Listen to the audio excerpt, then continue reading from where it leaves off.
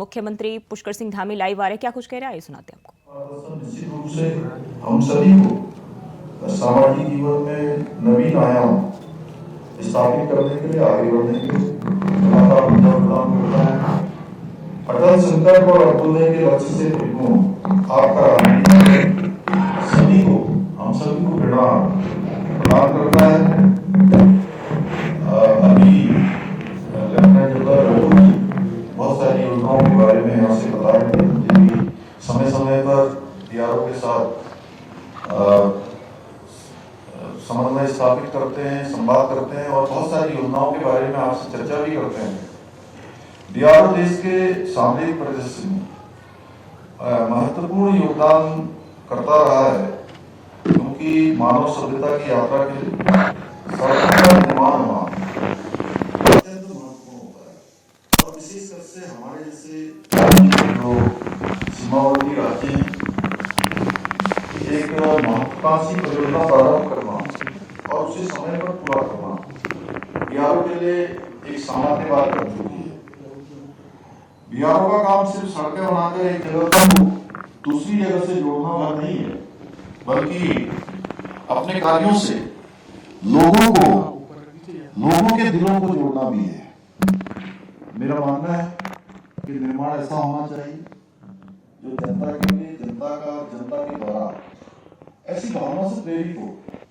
पिछले 6 दशकों में सीमा सड़क संगठन सीमावर्ती क्षेत्रों में बुनियादी ढांचे के विकास के एक मजबूत स्तंभ के रूप में लगातार काम करता रहा है। आज डीआरओ हमारे जो मित्र राष्ट्र हैं वहां भी अपनी सेवाएं देकर उन्हें हमारे देश से हमसे जोड़ने का काम कर रहा है। सीमा सड़क संगठन ने अटल सुरंग का निर्माण करके पूरी दुनिया को अपना इंजीनियरिंग कौशल दिखाया।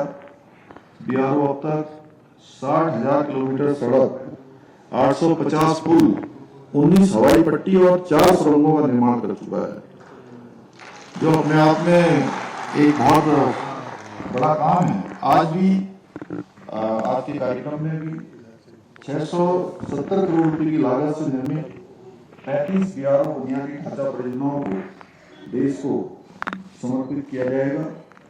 और मुझे बताया गया कि सितंबर 2023 में डीआरओ ने 90 बुनियादी ढांचा परियोजनाएं देश को समर्पित की थी, जिसमें 2023 में कुल 125 परियोजनाएं बनाकर डीआरओ ने नया कीर्तिमान स्थापित किया।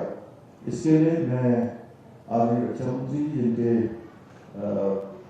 निर्देशन में पूरा डीआरओ काम करता है और डीआरओ की पूरी टीम, डीजी डीआरओ, डीआर समेत सभी को अपनी ओर से बहुत बधाई देता हूँ, शुभकामनाएं देता हूँ।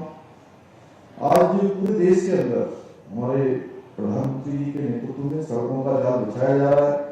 उत्तराखंड के अंदर अगर हम बात करें तो जिस प्रकार से 4 धाम और बेहतर सड़क परियोजनाएं पूरी हो रही और पूरी होकर आज पूरे देश के लिए आने वाले प्रत्येक यहाँ पर्यटक को, श्रद्धालु को जो सुविधा प्रदान हो रही है वो हम सबके समक्ष है। उसी प्रकार से भारत वाला प्रोजेक्ट, अभी कैलाश मानसरोवर की बात रघु जी यहाँ से कर रहे थे और उस पर काम हो रहा है। यहीं से सिमली, ग्वालियर और जौलजीबी तक का मार्ग वह भी तेजी से निर्माण उसका हो रहा है। अटक से लेकर कटक, कश्मीर से कन्याकुमारी तक रोड कनेक्टिविटी का विस्तार होने से यातायात सुगम हुआ है। उत्तराखंड में भी छोटा स्टेट होने के बावजूद 21 हाईवे और 69 स्टेट हाईवे हैं और प्रदेश में सड़कों की जो दशा है पहले से अद्भुत रूप से उसमें सुधार हुआ है। बहुत सारे यात्री जो पहले भी यहाँ आते रहे और अब जब आते हैं तो जो अंतर है, जो फर्क है, वो जब भी हम कभी बाहर जाते हैं तो जरूर हमसे चर्चा करते हैं कि अब बद्रीनाथ जाना कितना आसान हो गया, कितना कम समय लगता है, या ऋषिकेश से चलते हैं तो बद्रीनाथ का सफर का पूरा हो गया, पता ही नहीं लगता है। इसी प्रकार से भारत माला योजना के तहत उत्तराखंड में 5 महत्वपूर्ण योजनाएं चल रही हैं। ऑल वेदर रोड प्रोजेक्टों से 4 धाम, बद्रीनाथ, केदारनाथ, गंगोत्री, यमुनोत्री की यात्राएं लगातार सुगम हो रही है। आज देश में 38 किलोमीटर सड़क का निर्माण प्रतिदिन होना यह दर्शाता है कि किस तरह देश में रोड कनेक्टिविटी को मजबूत किया जा रहा है।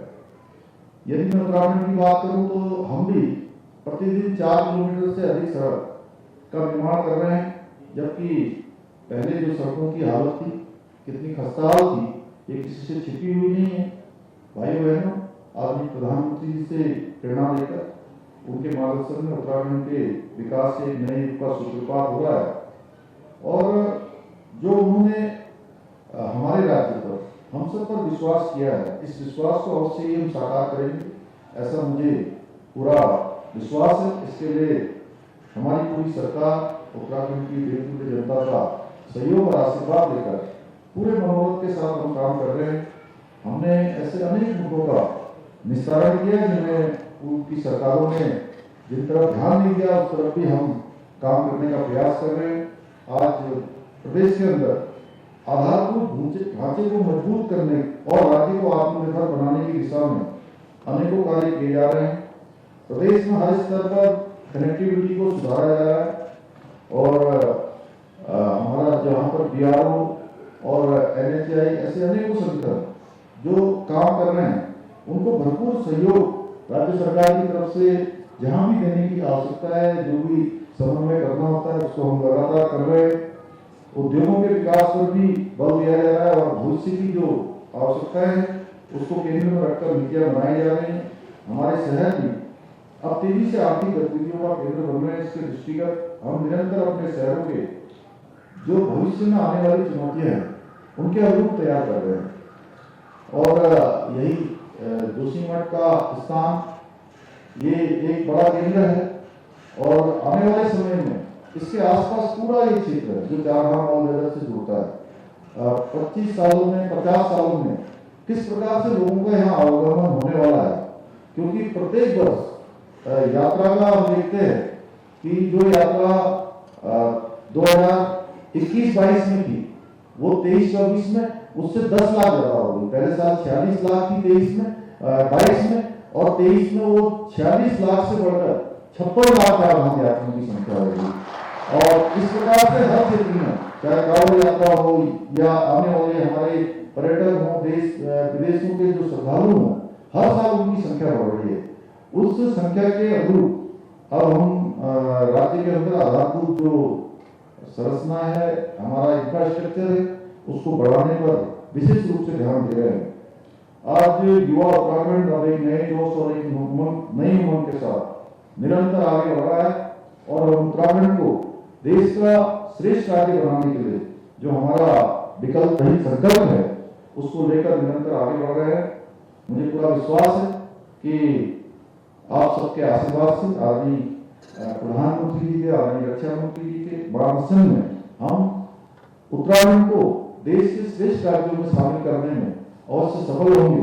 अंत में पुनः मैं आदरणीय रक्षा मंत्री जी का देवभूमि में आप सबकी तरफ से, अपनी तरफ से स्वागत करता हूं और BRO को इस भव्य आयोजन के लिए अपनी शुभकामनाएं देते हुए अपनी बात को समाप्त करता हूं। धन्यवाद।